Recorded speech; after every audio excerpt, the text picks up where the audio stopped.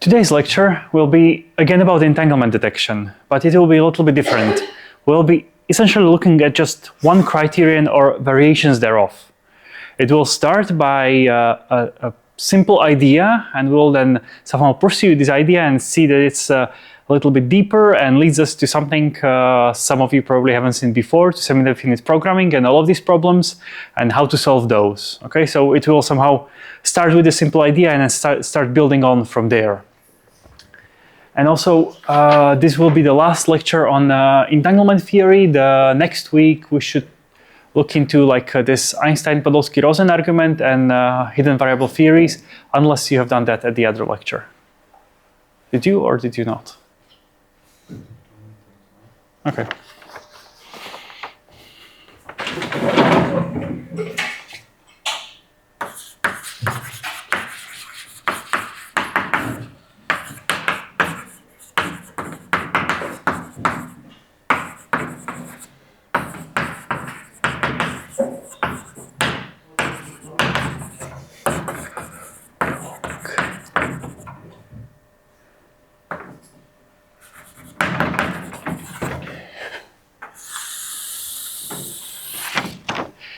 Before anybody asks, the semi-definite programming is a class of mathematical optimization problems that we usually do solve with computers, but it's not a programming language.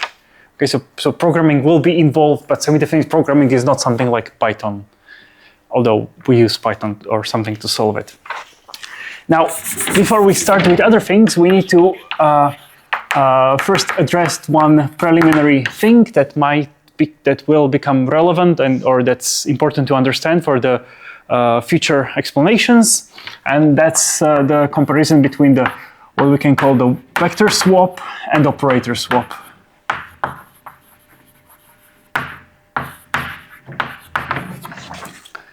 So the vector swap is what you know from quantum computing. Does anybody do quantum computing as a course or as a hobby? Okay.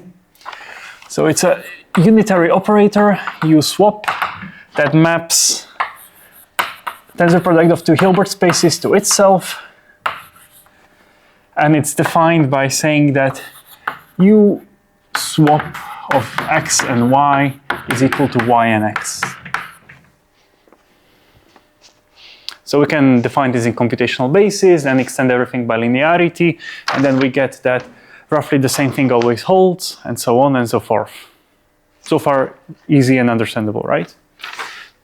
Now there's another thing that we can do, and that's the operator swap. And this is trace-preserving map, completely positive trace-preserving map, which maps the operators on H tensor H to operators on H tensor H. And this is defined on product operators to act like this. And these two things are two completely different maps. They are completely different because this one maps Hilbert spaces to Hilbert spaces, and this one maps operators to operators. This one swaps vectors on the Hilbert space. This one swaps operators in a tensor product, okay? So it's very easy to confuse these two, but please just be aware that they are two different things, and in principle, you have to try to not confuse them. Moreover, we are going to somehow to see how they are connected. We are going to prove that this holds. So if we want to do the operator swap, what we do is that we can define the vector swap and just sandwich the operator with those ones. How would you prove this?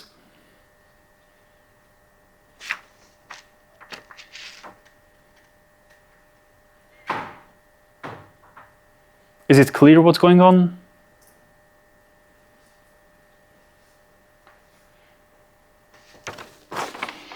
So, as always, it's only necessary to prove things for product operators, and we extend everything by linearity.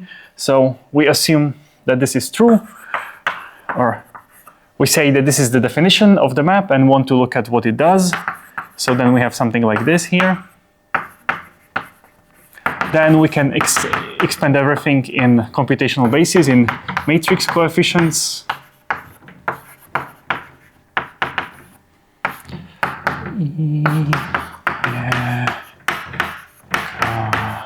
L star.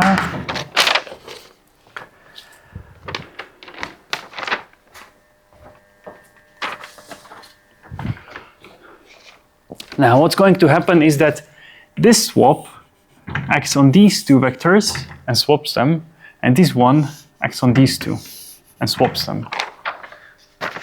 So what we get here is that we get the sum as before, ij kl, but now we have to swap the I and k, so we get ki, and here jl, so we get lj.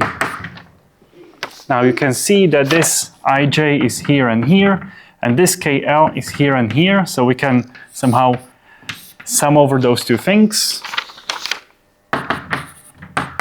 Or to be more explicit, we can write it like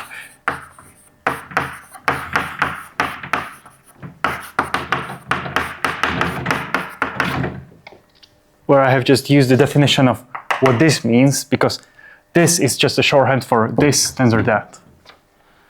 And this is B tensor A.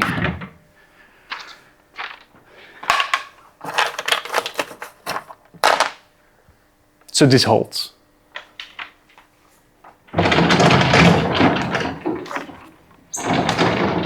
Very good. Now we can get to the actual topic of what we want to do, and that's the symmetric extensions.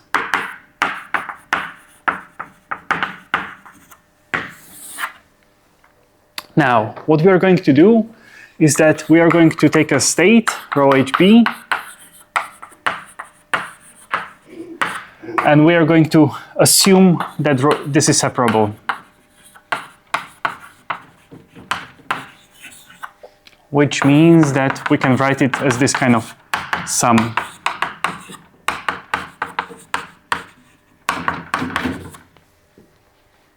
So far, what we always had before.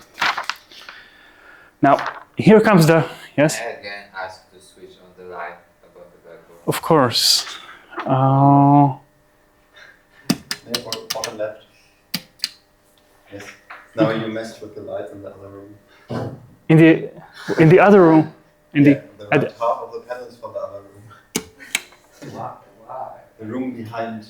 because you can open the doors and you can have bigger room with like two whiteboards, so we could have like a competing lectures when we would compete for the interest of the students in between.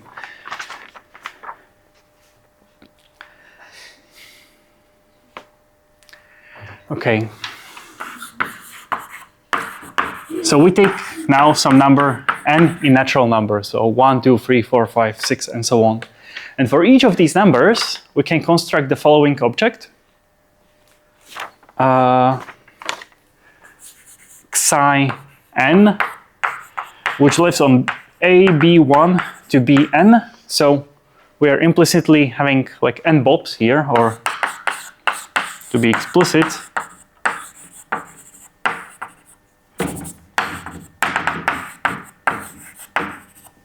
where this is now n times. And we're going to denote this as HA tensor HB to the power of n. Okay, so if you're multiplying, if you see the tensor product as multiplication, and if you multiply it n times, that's like a tensor power of n. It's just a shorthand so that I don't have to write this.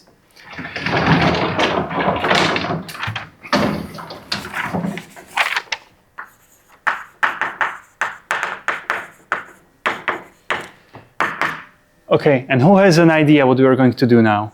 So given this decomposition, how would you define an object of this type?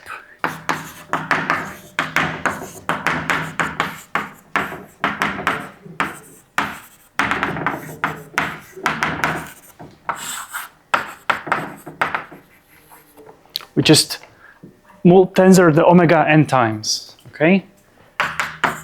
Which will be in a shorthand written as a tensor power. So what we are getting is, again, something that looks like an entanglement criterion. You give me a state, it's separable. So then for every natural number, I can just like take the tensor power of the second thing in the separable decomposition and get something with many copies of Bob.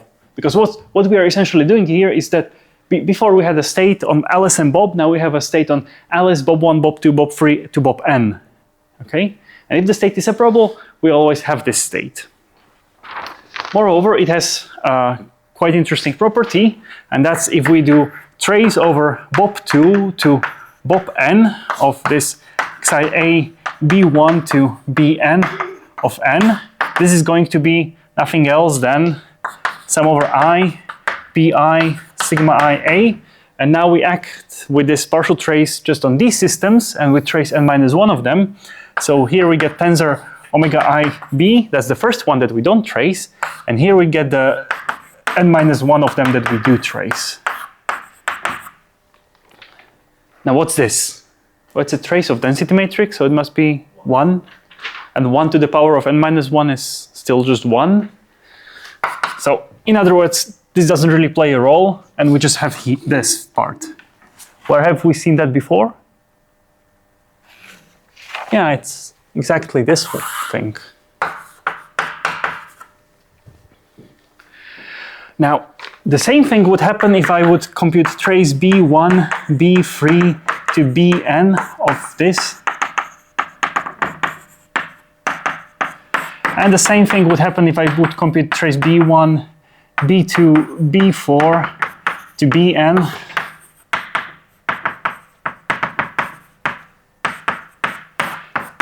And all of the other possibilities. Okay, so what we are always doing is that we are leaving out one of the Bobs, tracing over everybody else, and we would always get row AB.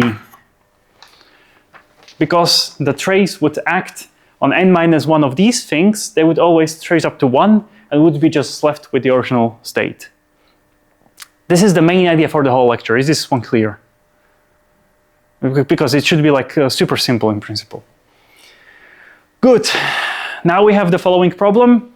This notation is starting to be annoying because here I have to write many things. Here's many dots, and whenever you start doing this, you have to make your notation more efficient. Otherwise, you're going to lose your mind and your hair trying to write everything down. Trust me, I've tried.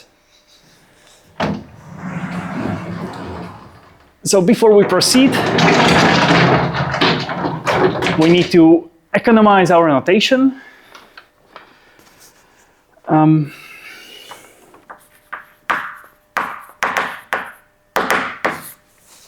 And so instead of writing psi of n a b1 to bn, I'm going to say that, well, this is like b1, b2, b3, b4 to bn, which looks almost like a vector. So I'm going to say that this is psi n of a and b vector.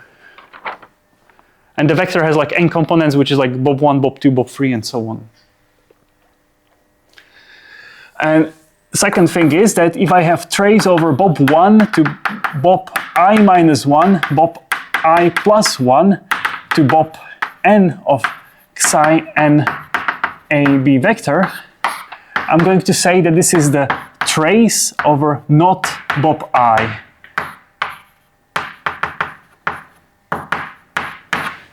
So this symbol here, this one, is in computer science used for not.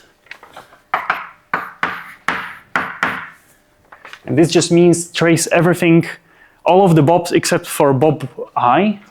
And of course, implicitly we are saying you do not trace over the Alice. But I mean, if we would be very pedantic, we should say do not trace over Alice and Bob I. But we don't really have to be that pedantic because we know that we will always, unless very explicitly stated, partial trace over Bobs. So this is trace over everyone except for Bob I and should be unpacked into n minus 1 partial traces like this. With that, we have arrived to an entanglement criteria saying that if row AB is separable, then there exists this psi n AB as a density matrix on Alice and n copies of Bobs, such that trace over not bi of this psi n AB is row AB for all I in 1 to n. Now I say this is an entanglement criterion because what we are now going to do is that we're going to take an unknown state, which we don't know whether it is separable or not, and then for a fixed n, we are going to prove that such psi n does not exist, and if it does not exist, the state cannot be separable, because if it were separable, it would have existed. Not too bad. Could you start writing it a bit bigger? Bigger. A bit. Yes, okay. Thank you. Thanks for the feedback. Is the idea clear of how to use this to detect entanglement? Okay, it's not clear because I haven't told you how to check whether this exists or not, but in principle, if I would give you the tool to do that, you could use this to check whether something is or is not entangled, well, whether something is entangled. Because if this psi n does exist, in principle, we don't know whether the state is separable or entangled, but we know that if it does not exist, it cannot be separable. Very well. Now, this condition is This condition is a little bit clunky because it involves n different equations with partial traces. So now we're going to write down 3 equivalent things. One of them is going to be this thing, and then there's going to be 2 other ones. The other one is a little bit more, say, compact if you're writing something down, and the other one is way more efficient when you're actually solving this numerically. So now the order of business would be to just prove equivalent conditions to this one.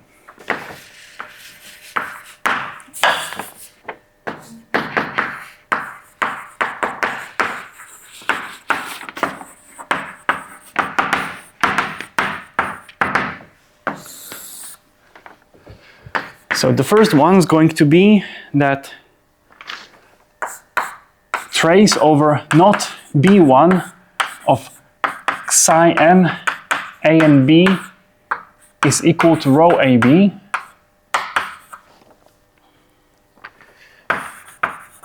and identity on A times permutation on n elements corresponding to G. I'm going to explain this right away.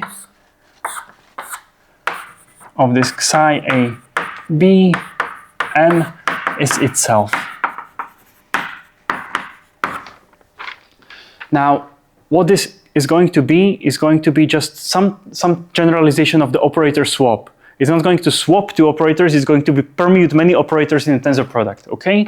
So here, this G belongs to sim n, which is the symmetric group.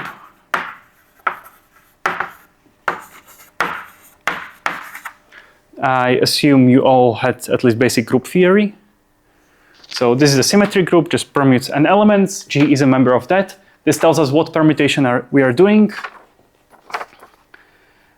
And this perm and G is essentially a representation of the symmetric group on these n tensor factors, and this permutes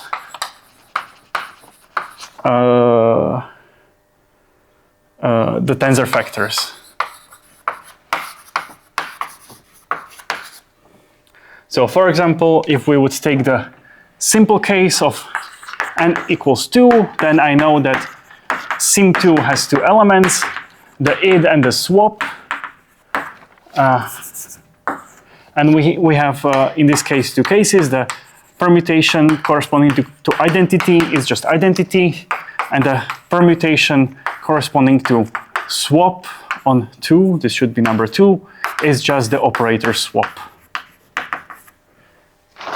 In principle, if you want to build a more complicated permutation, you can either somehow define it by saying that I have this kind of string of operators and I permute them in this way, and that gives me something like a superoperator or a matrix acting on the Hilbert-Schmidt space. But also what you can do is that you can, we know that the symmetric group, the generators of the symmetric group, so the elements products of which generate the whole group are adjacent transpositions, so they're just swaps of neighboring 2 elements, which means that in principle, if you're trying to build this permutation, you can just build them out of swaps acting on neighboring things. And if you actually have to do this, there's like software that can decompose this and somehow give you the neighbor adjacent transpositions that you have to decompose this into. Also, very important thing is that since we now somehow enforce this equation, which means psi AB is invariant when acted upon by any permutation, if we would want to enforce this, we don't have to enforce it for every element of the symmetric group, just for the generators, because everything else you get by decomposing this G into generators. So in principle, you don't have to write this. You just have to replace this by saying that here we would have something like swap bi plus 1 and identity on everybody else for all I. This is way easier to code than this one and way faster. But mathematically, this one is, I would say, a bit more understandable maybe. This is a little bit cryptic, I would, in the math. Number 2.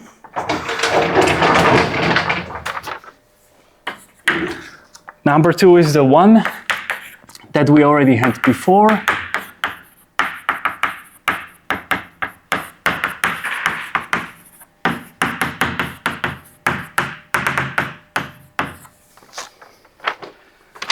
And number 3 is something like average of this.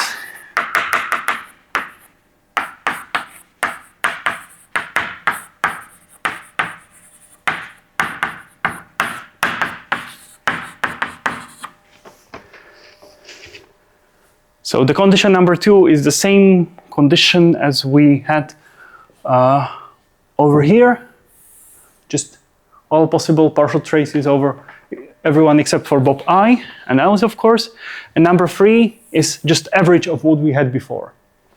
Before we prove this, we need a small lemma. And that's going to be the following. If you have partial trace of the operator swap acting on X, this is the same as partial trace over the other thing, of course, for X being an operator on tensor product of 2 Hilbert spaces. This 1 is the partial trace over the first Hilbert space. This 2 is the partial trace over the second Hilbert space. By linearity, I just need to prove this for products of operators.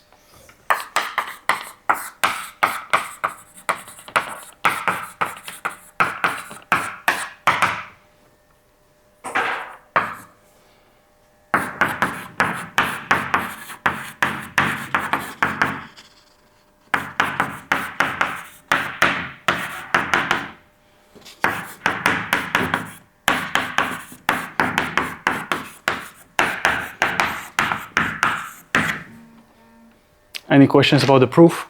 This is just definition of partial trace, and this is just the definition in inverse. Or the definition 1. Okay.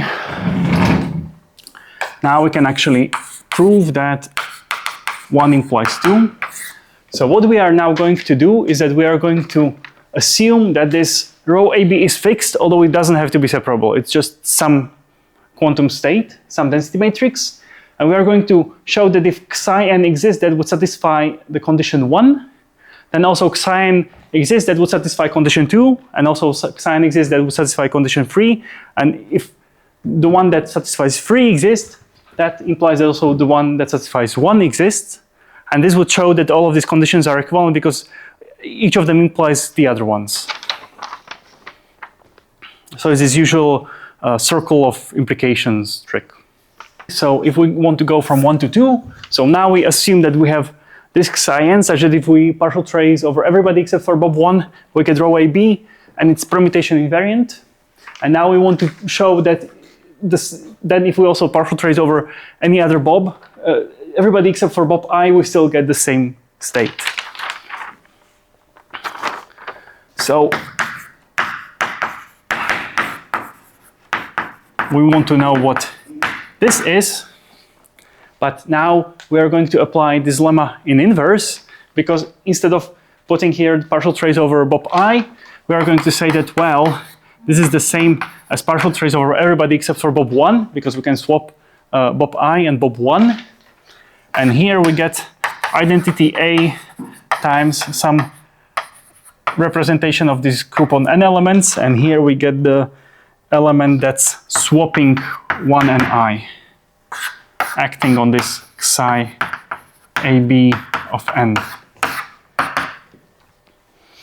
This is just some permutation acting on psi. So by this property, just the thing that we had before, and we get that this is not pop1 partial trace over this thing, and that's just rho AB. Very well. So 1 implies 2. Do I need to prove that 2 implies 3 explicitly, or can we all do it just by looking at it?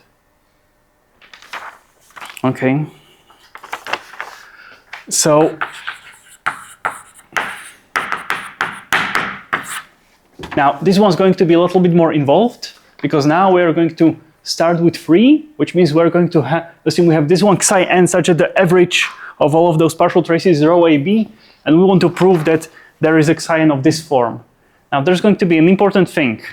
The psi n that we are provided by the statement 3 and the psi n that we are going to get from statement 1 are not going to be the one and the same things, but this we will assume that we have given, and this will be something like psi tilde, okay? I'm going to now write down the psi tilde, but that's going to be the one that's going to have these properties.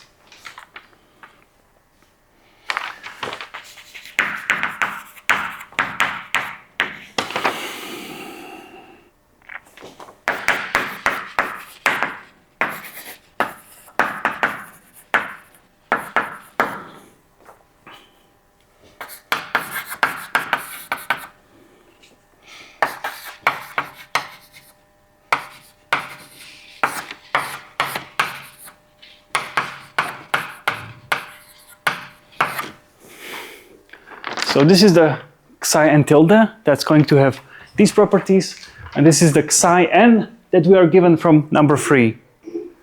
So the only thing we know about this psi n is that it's a density matrix such that this average partial trace is equal to rho AB. So first of all, we are going to prove this property, that that this tilde 1 is permutation invariant. Or maybe for the sake of completeness, not completeness, but obviousness, I'm going to put here the tildes, so that it's more obvious that this one is going to be this one, while that one comes from the number 3. So now if we act here with arbitrary permutation on this psi n tilde, the n goes here, we just unpack it from definition. So what we get is that we get 1 over n factorial. Here we get sum, but now I'm denoting the sum by h because we have already used the g here. There's going to be the sum over the symmetric group, identity A. And what's going to happen is that this permutation and this permutation meet each other and multiply, but since this is a representation of the symmetric group, you're going to get the permutation corresponding to the product of the elements.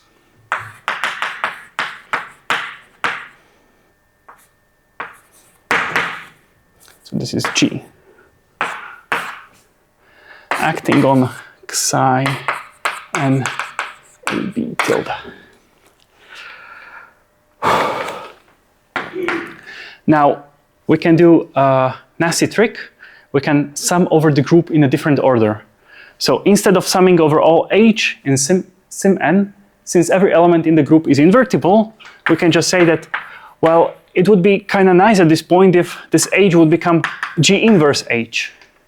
And you can somehow persuade yourself that whatever G is, as long as it's from the group, you're still going to sum over the whole set. You're just going to sum in a different order, okay? Because for arbitrary element of the group, if you say like, well, I did not sum over this element in the group, you just compute the G inverse of that element and say like, yes, you did, but you just called it differently, or you sum through that at a different place.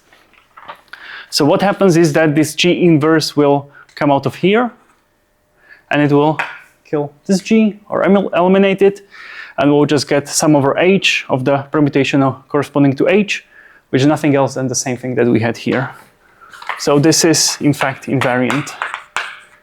I mean, this is not very surprising result because we average over all possible permutations. So if you average over all possible permutations, the result usually is permutation invariant. The second part is, I would say, somewhat similar to what we did before, because now we want to compute this thing. Again, we expand by definition.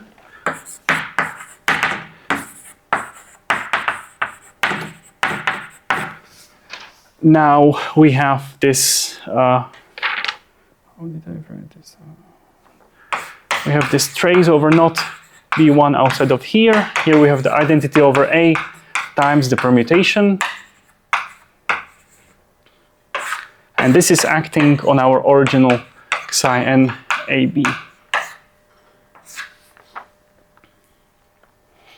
Now, you can already see that this partial trace will basically meet with this permutation. And what happens here is that in n-1 factorial cases, it will move this trace over not B1 to trace over not BI, and this will happen for every I exactly n-1 factorial times. Why n-1 factorial times? Because these are all possible permutations of all of the other bobs. And since we trace over all of them, we don't really care about their permutation.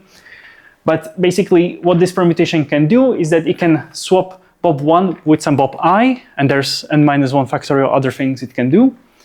So we are going to have this, and it will happen for every I in the same number of times because it's a group and it's like permutations. Is this understandable? So what we get is that we get 1 over n factorial, and here we get sum over I equals 1 to n, because instead of summing over the whole group, we are now summing over the things that can happen, and this is that we get the partial trace over I here.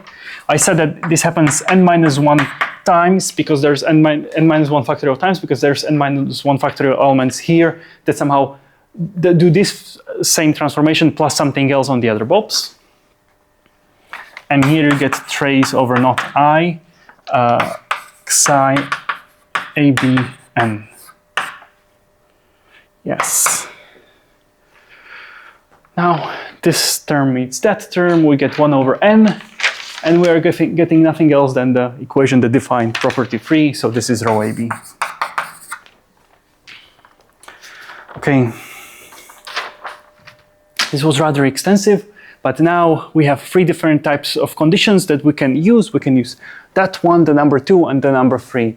The number 2 is the most obvious one, so if you are going to be testing something or trying something, I recommend using that one. The number 3 is a little bit more efficient, I would say, than number 2 because it's at least less conditions. Whenever writing code, you should go for condition number 1.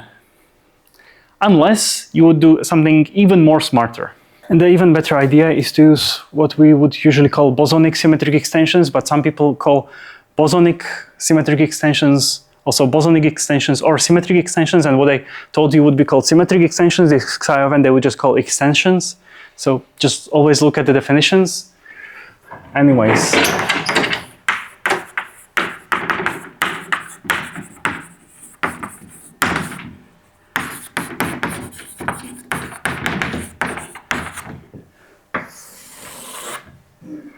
Okay, the idea is extremely similar, but I'm going to point out why it's somewhat different, or what's the big difference, what's the big deal.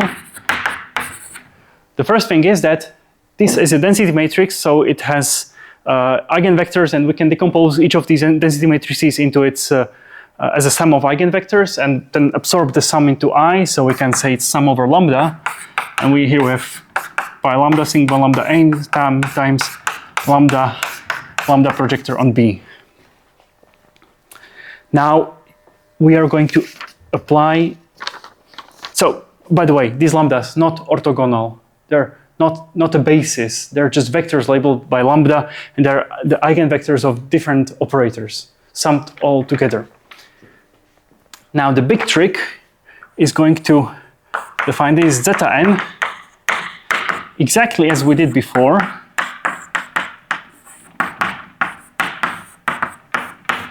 But now we take the tensor power of this.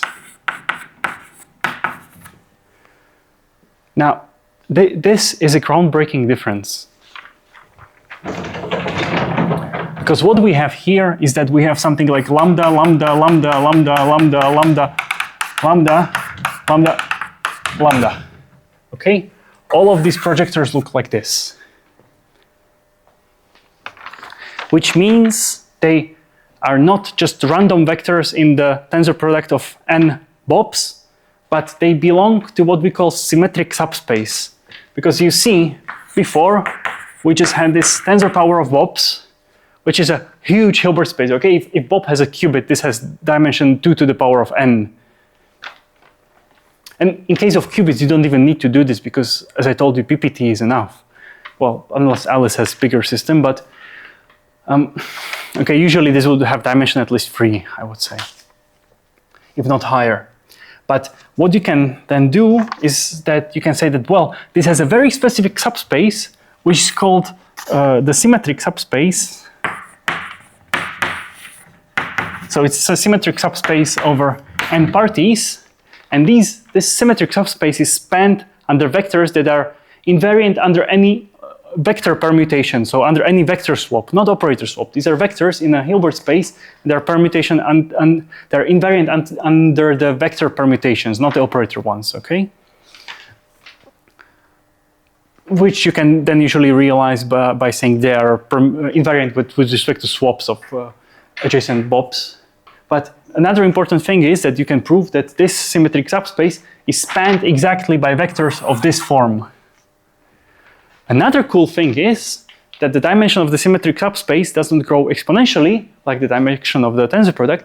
It grows only polynomially, which means that, in principle, you are getting operator in a way smaller Hilbert space, which is extremely important if you actually try to do this numerically. Because if you will try to somehow verify the existence of those xi's or these zeta's numerically, the problem you're going to run into is that you have too many variables, which means that your underlying Hilbert space is too big. This considerably reduces the size of that, and you can go way higher.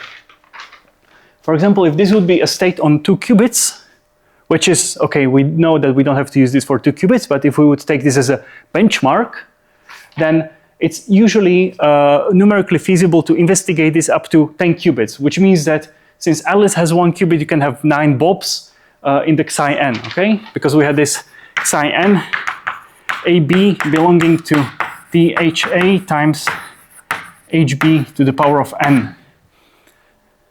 So you can go up to 9 bobs, and this is not bad. And for that, you already need like a supercomputing cluster or some cluster of some sort. If you take this AB n that we defined up there, you can say that, well, it is a density matrix on this, but in fact, we also know that this belongs, or this can be seen as an operator on this thing. So what's going on here is that we picked the symmetric subspace, multiplied it with HA. Well, subspace of Hilbert space is again a Hilbert space. This is a Hilbert space, and we have density matrices on that. And since all of these projectors are of this form, this belongs into this place. So I said that with this, if you go to n equals 9, you are already doing a lot of work. Here, you can in fact go to n equals 50. So this is why this thing is important if you are actually doing stuff in practice.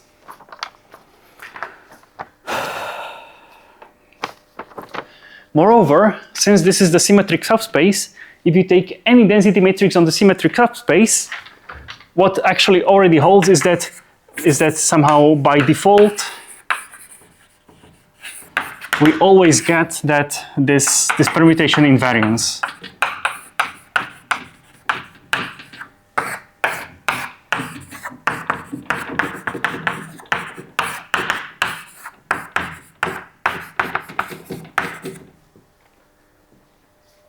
Because again, it's an operator on the symmetric subspace. It's going to be symmetric by default. The problem here is that it's not trivial to actually properly implement the partial trace. Because if I give you a density matrix that lives here, there are libraries that would implement the partial trace for you. If you try to implement the partial trace on this one, you have two options. The first option is take this operator and somehow extend it into an operator on this Hilbert space, and then perform the partial trace. But this is extremely inefficient because you have to like go into the bigger Hilbert space anyways. Okay, so it's going to be your bottleneck. Or the other thing is that you can somehow compute what the partial trace does on this subspace, which is not going to be the usual thing because this is a subspace of symmetric vectors. Okay. Nevertheless, that can be done, but then you have to implement, then you are not implementing partial trace, then you have to implement some map that effectively replaces partial trace on the symmetric subspace. So that's like why not everybody does this immediately. It's actually a lot of work to do this. And for qubits, you can use the basis of decay states. You can look those up on Wikipedia and you can compute what partial trace does for decay states and you can get some kind of extra expression. If you do this for not qubits here, but other Hilbert spaces, then you can either compute this numerically or you can just maybe pick a good enough basis and spend some time working out all of the combinatorics and get exact expression.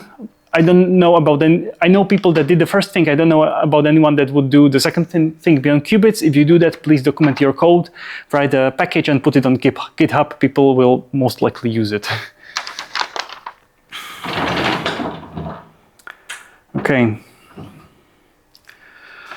Now, here's a theorem.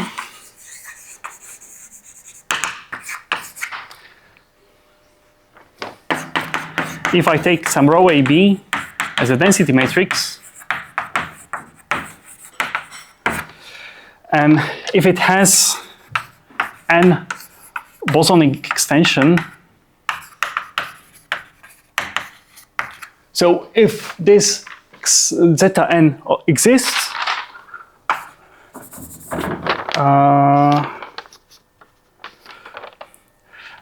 then the following state is separable, and this is rho tilde a b of n, which has here 1 over dimension over Bob plus n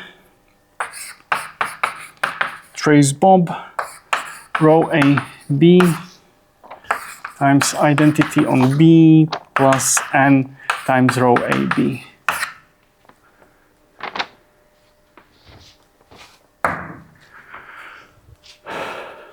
So this theorem tells us that if we prove that this, so if we have a state and we prove that the bosonic extension, this zeta n does not exist for some n, we know that the state is entangled. And this theorem tells us something different. If it does exist, the bosonic extension for the given n, then your state might not be separable, but this state is, this rho AB tilde. And why this is interesting is that from this we are going to get the following corollary, that if rho AB has n bosonic extension for all n in n, then rho AB is separable.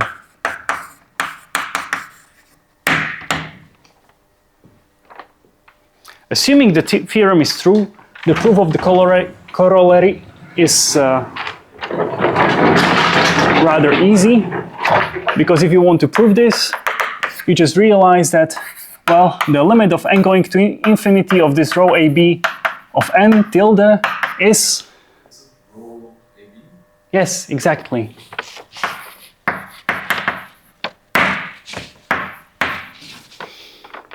The set of separable states is closed. If rho AB has n bosonic extension for all n, then we can write it as a limit of separable states, and since the state is closed, that means that rho AB is separable. Okay? So this in principle shows you that if you want to determine whether a state is entangled or not, you just need to check this for ever increasing values of n, and if you check it for all n's, then the state is going to be separable.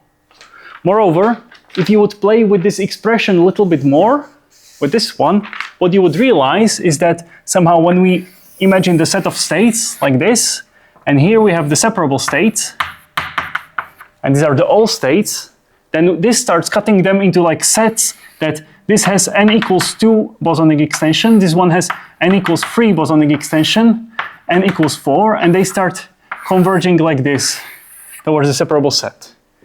So what this expression up here tells you is that if your state has n bosonic extension, you can somehow bound its distance from the set of separable states, which means it's not going to be that much entangled if it has that.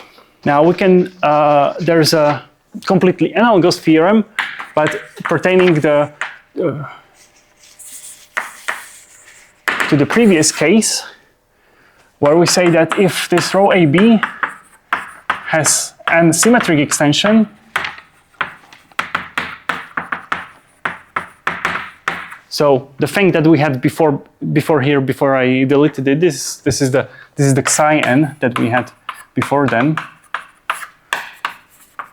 the state row AB tilde n,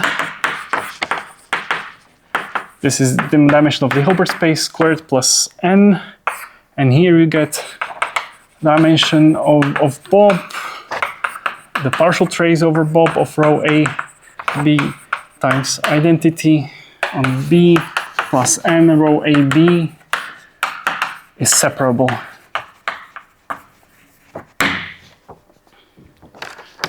Now what this theorem means is that it doesn't hold only for bosonic extensions, that it would somehow have this kind of form, and this corollary can be proved that if it exists for all n, then it's separable, but also for the symmetric extensions that we had before, the less efficient ones, it holds that if they exist for all n, or this tells you that if it exists for given n, then there's this state that's separable, but again, by taking the limit n going to infinity, well, here we are going to have n divided by n, so only this row AB will survive in the limit. And we are going to get the same corollary that if row AB has n symmetric extensions for all n, then it must be separable. Okay? So the technical term for this is that we say that both of these hierarchies are complete, because what you can say is that the problem of determining whether there exists a symmetric or bosonic extension for a given n, like these problems somehow form a hierarchy, because if you know that it exists for n, then it also exists for n minus 1, because I can always take this thing and trace away the last Bob, and this will be the n-1 extension, okay? So it's a hierarchy of problems, and what the two corollaries prove is that these two hierarchies are complete. Somehow they fully characterize the set of separable states. This is also probably the best characterization that we have, I would say, mathematically the most complete one. And it's in terms of an infinite hierarchy of ever harder problems that are hard to solve for even n equals 50. And also, why am I stating these theorems in this way is that usually, or it's somewhat possible to prove this one, you just define some kind of map and then realize some properties about it and you get it. And this one you prove from the previous theorem plus purifications, okay? So somehow where the dimension here comes from is that you take the symmetric extension, you write down its purification in such a way that it's bosonic, and then you basically get this thing from the previous theorem. So we are first going to prove the bosonic theorem. We are going to start by defining a map.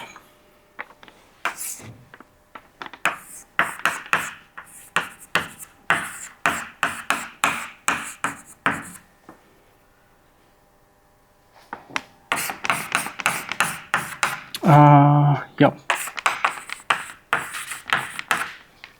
Now, here we are defining a map that acts only on operators on the symmetric subspace. If you would put here something that's outside of the symmetric subspace, it would ignore the part that's outside because it only checks on all of these tensor power vectors, okay? So again, this is psi. This is again psi. So just tensor powers, and it outputs us back this type of projector. Now we can rewrite this map in two ways, or we can rewrite this map as saying that this is the same as trace over B1 to Bn, and we get identity on B0. So this system times rho, which lives on the B1 to Bn.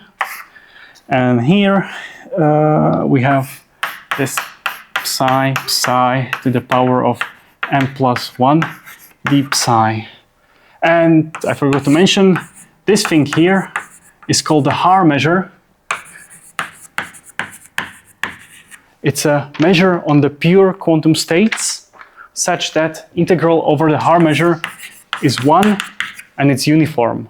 Okay? So for Bloch sphere, the pure states are the ones on the surface, and this would be just uniform measure over the surface. So it's like some sine theta d phi d theta or something like that.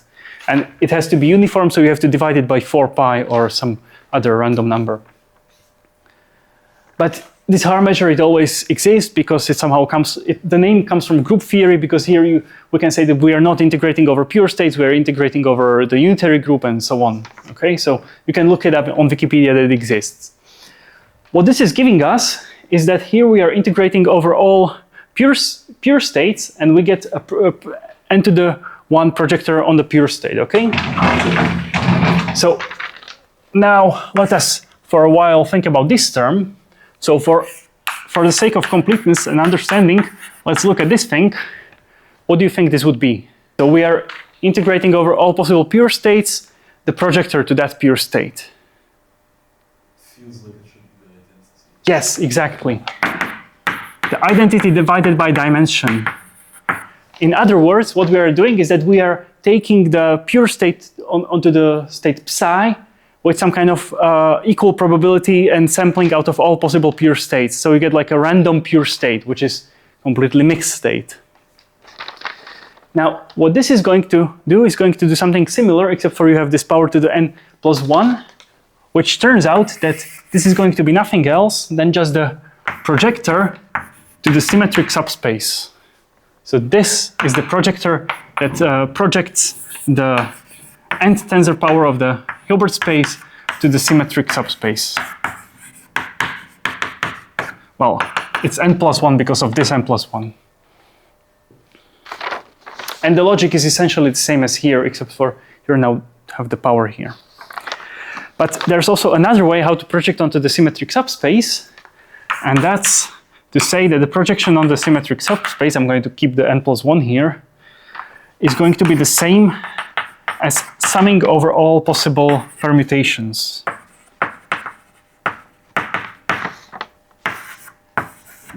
Where this UG is now the vector permutation corresponding to the element of the symmetric group G. Okay? This is the way you would usually define the projector on the symmetric subspace. The fact that it's proportional to this, I'm sorry, there's some kind of factor in front of here. You see that here we have 1 over dimension, here we have, here we would have 1 over n plus dimension hb minus 1 over n. So this is like the combinatorial number. This is why people usually say it's proportional, because this is a horrible number. And we do that. And now the big idea is that means that this thing, which means I'm now going to continue the equation like this, up to some kind of factor here. So there's some kind of multiplicative number here that I'm not going to specify exactly, because it's going to be this divided by that.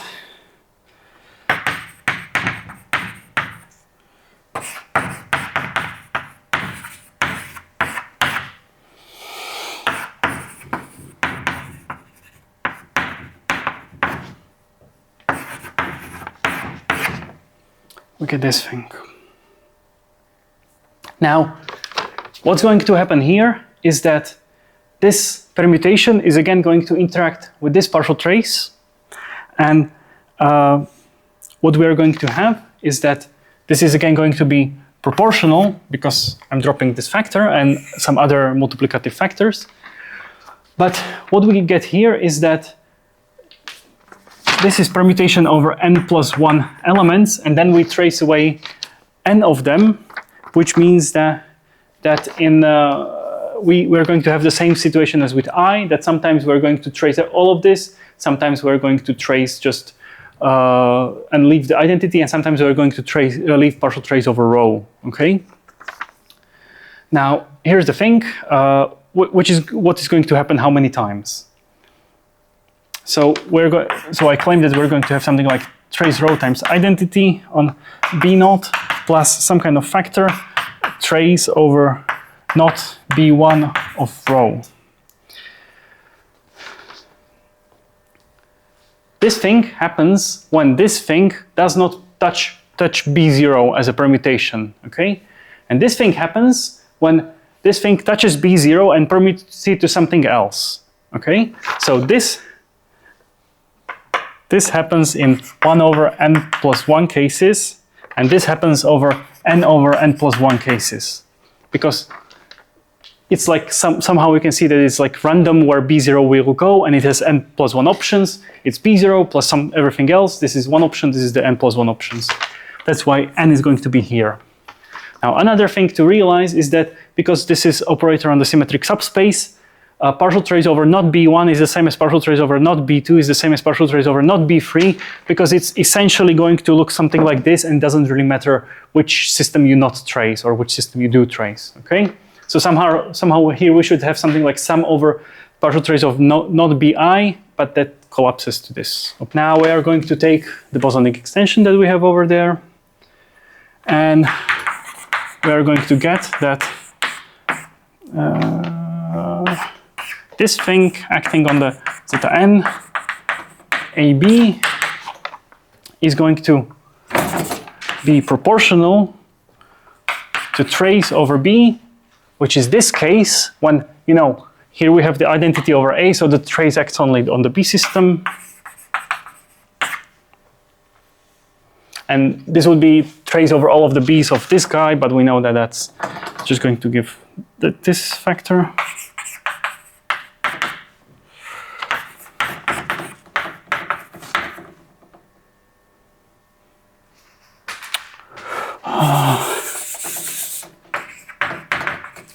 And this trace over not B1 of this, when you act with here on this zeta, it's going to give you exactly rho AB. Now, we know, and here we are missing a tensor. Now, we know that this is a separable state, well, or a multiple of a separable state, because it's something tensor something. This is our original state. We only need to argue that this is a separable state. And that comes from the first expression, because if we plug in this formula for the phi,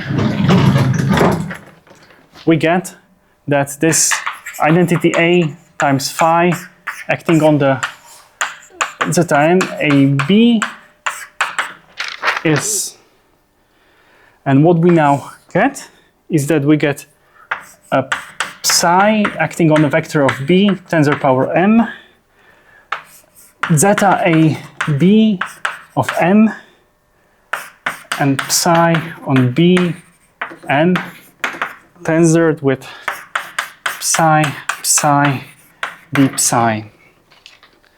Now, this is an interesting object.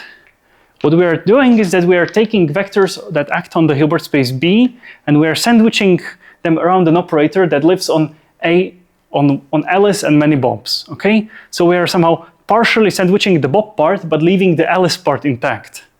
Again, you can, if you would have something like, say, here you would have psi on B, and here you would have x on A times y on B and psi on B, then this would be nothing else than x on A, and here you would get the matrix element. Okay, we just now do that with many more parties, so it's something like a partial evaluation, and then we tensor that with the projector and integrate. Now, this is going to be a separable state because it's something positive, semi-definite tensor, something positive, semi-definite, integrated over the Haar measure, but since the integral over Haar measure is equal to 1, it's like a probabilistic measure. Okay, so this is something like a continuous convex combination, which is an integral, and this is a separable state. So we get that this is a separable state, this is a separable state, this is our state, and in the end, then this state is nothing else than this one. So we know from this expression that this is separable. That's this state. And then what we have here is these two states. The proportionality constant can be like computed so that the trace is equal to 1. That's how you prove that. The way to prove this is to take the n-symmetric extension, do the purification, then you can somehow prove that you choose it in such a way that it's a bosonic symmetric extension, the purification, then you partial trace everything you don't want. So what we will want to do is that we want to check whether this is entangled or not.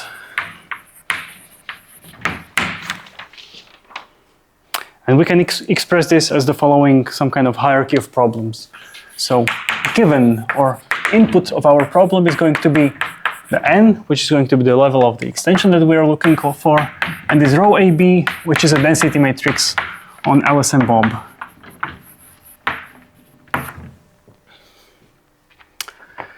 And we want to find this psi of A, B, n, which is an operator on Alice and Bob's, or which is an operator on Alice and the symmetric subspace on n Bob's, such that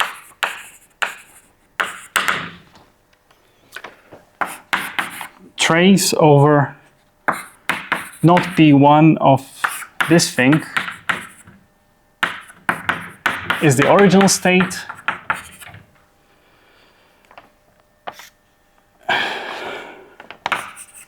this one is positive semi-definite, so this just means positive semi-definite, and permutation invariant.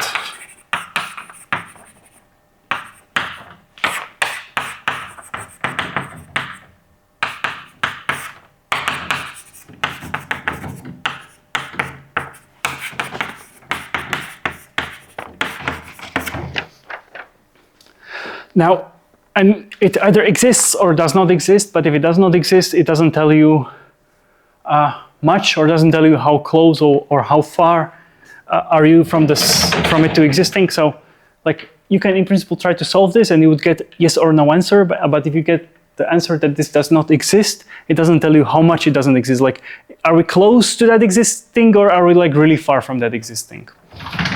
So in order to capture that, we rewrite the program, and instead we're going to say that we're going to have two variables. So our variables are going to be mu, which is a number, and our variable is going to be this AB, which is an operator on Alice and Bob's, or the other option. And we are going to be maximizing mu, so just maximize the number, such that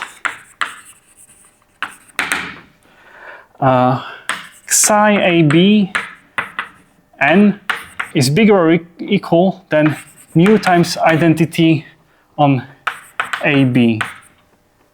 Okay? This just means that psi AB minus mu times identity on AB is positive semi-definite.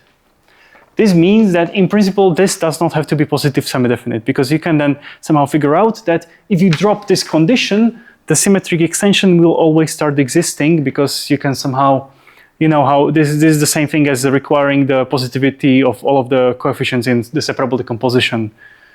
This condition is very important, but now here we are relaxing the condition by saying that find us the biggest mu such that this is bigger than the mu times identity. In other words, this will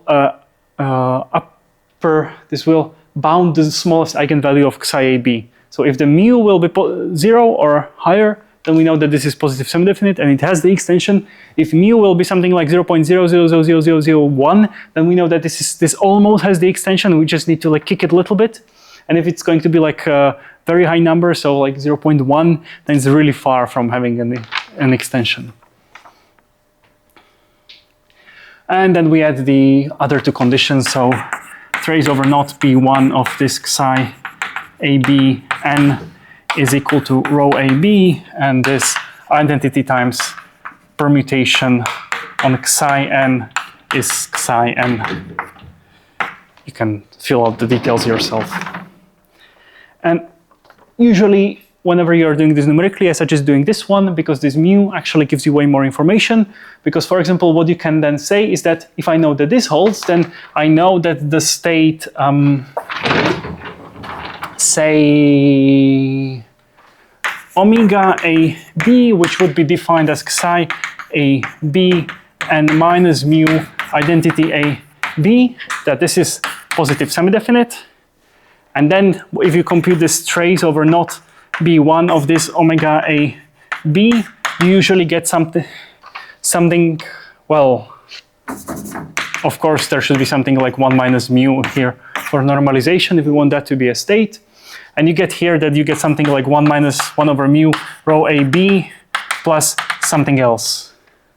So if you write the code in this way, if you somehow investigate the problem in this way, you can then get from the value of mu this state, which tells you that if you take your state and add this much noise, and this is going to be usually something like 1 minus 1 over this thing and identity here, and maybe divided by dimension or divided by dimension usually.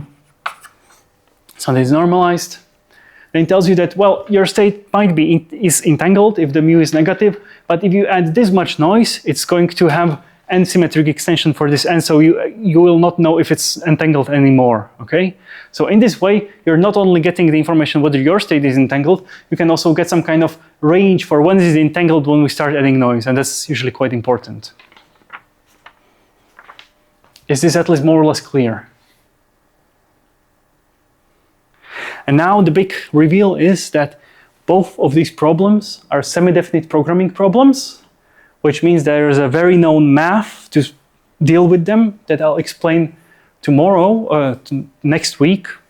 But what's the best part of these problems is that you can solve them numerically with your computer.